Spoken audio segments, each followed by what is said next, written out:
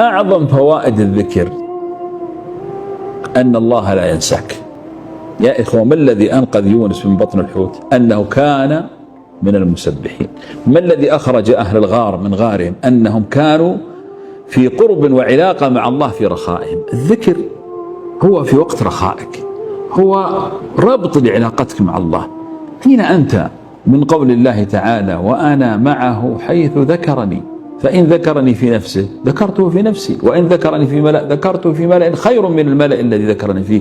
هذا الله يقول لك. بل إن النبي عليه الصلاة والسلام يخرج ذات يوم فيجد بعض الصحابة فيسألهم بالله: ما الذي أجلسكم؟ قالوا: نذكر الله. قال: الله يباهي بكم الملائكة. شوف، هذا فضل الذكر.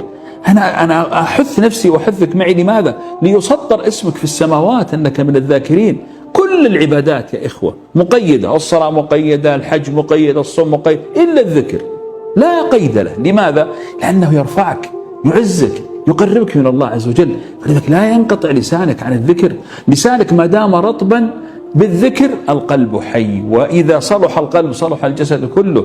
هذه من أعظم النقاط التي تجعلنا نهتم بالذكر.